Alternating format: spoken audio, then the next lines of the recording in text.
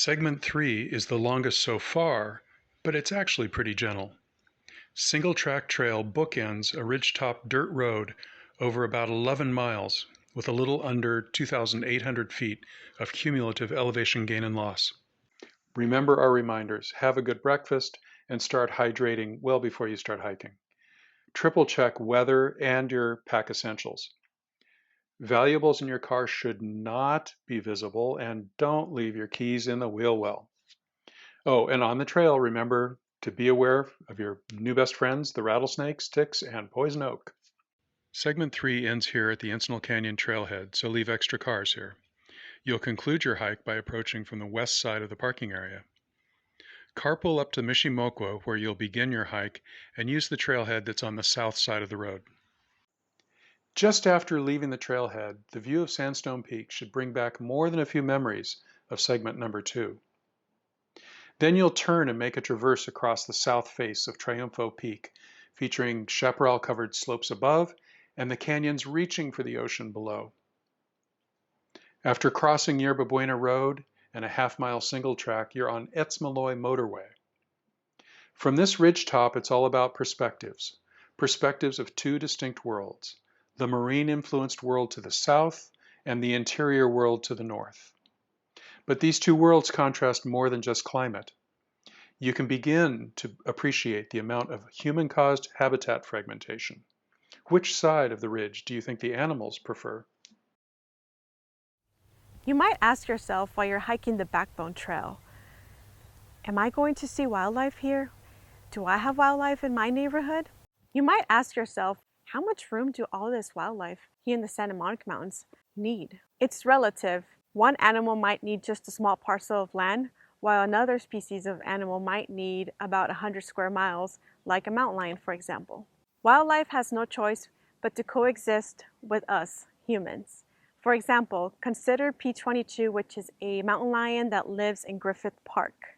Consider also a peregrine falcon nesting in downtown LA in a skyscraper. They are risking everything to live with us. The bigger question here is, can we adapt and coexist with wildlife? Natural spaces and corridors can provide a connection, but is your neighborhood willing to do this to help our local wildlife? Look back at Sandstone as you continue east on the Etzmaloi Motorway and consider how little habitat really remains in the greater Los Angeles area.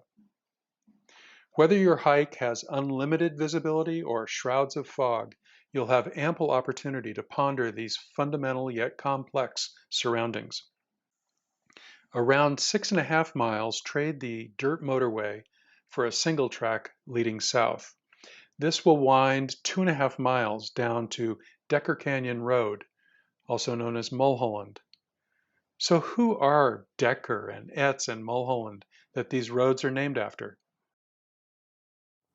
In 1862, the United States was in the midst of a civil war. But in the middle of that year, on May 20th, Abraham Lincoln signed the Homestead Act. This made it possible for people to live and potentially own up to 160 acres of land. During this era of the Santa Monica Mountains, thousands of people began calling these mountains their home.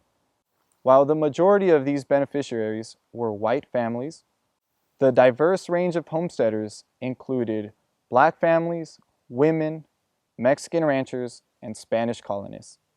It's been about 150 years since the Homestead Act and the Civil War. But today, these mountains serve as a place for all people to play, live, work, and call home. Each step you take along the Backbone Trail, you're walking through multiple layers of history. Oh, the stories these hills and residents can tell. This picture is of the Clark Ranch, a homestead located at the Encinal Trailhead. By contrast, just across from the trailhead are state correctional inmates at Camp 13. Since 1986, these women have contributed to trail maintenance, firefighting, and much more.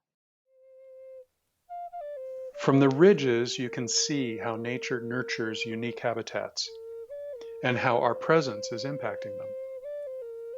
You've spent the day in chaparral habitats and upper watersheds feeding several canyons.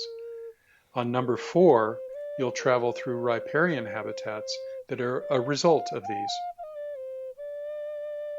Visit the Santa Monica Mountains National Park Service website for Backbone Trail reference materials or contact the Visitor Center. The National Park Service thanks the efforts of our dedicated volunteers and is appreciative of the support of the Chumash and Tongva peoples.